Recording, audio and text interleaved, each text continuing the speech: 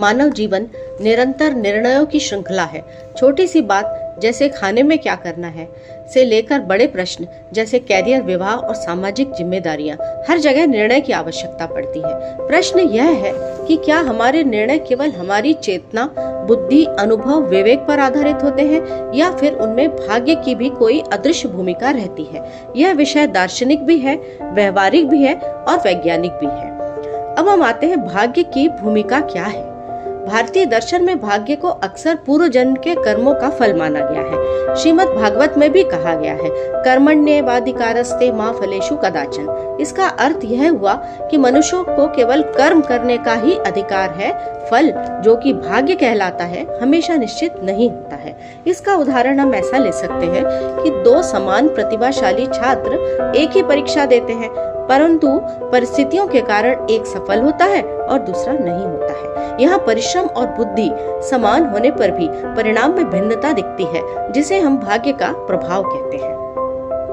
अब चेतना यानी बुद्धि और विवेक की क्या भूमिका हो सकती है।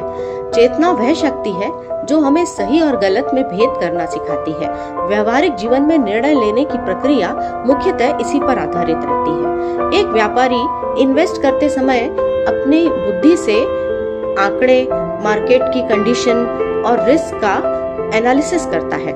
यदि वह केवल भाग्य पर निर्भर हो तो सफलता कोइंसिडेंस होगी यानी संयोग होगी, लेकिन विवेक से लिए हुए निर्णय दीर्घ काल में स्थायी परिणाम देते हैं। दर्शन क्या कहता है इस बारे में? दर्शन और व्यवहारिकता में भी एक संतुलन होता है, तो उसकी दृष्टि से भाग्य और चेतना एक दूसरे के सप्लीमेंट है, पूरक है। यानी भाग्य अवसर देता है, सही समय, सही जगह और सही अवसर पर। चेतना उस अवसर का उपयोग करना सिखाती है। यदि व्यक्ति सजग न हो तो भाग्य भी व्यर्थ हो सकता है। व्यवहारिक जीवन में हम देखते हैं कि जो लोग केवल भाग्य पर निर्भर रहते हैं, वे अवसर आने पर भी आगे नहीं बढ़ पाते हैं। वही जो लोग केवल बुद्धि पर चलते हैं, लेकिन परिस्थितियों की अनिश्चितता के कारण नजरअंदाज करते हैं, वे भी असफल हो सकते हैं। यानी मानव जीवन का सत्य यह है कि भाग्य और चेतना दोनों निर्णय प्रक्रिया में भूमिका निभाते हैं।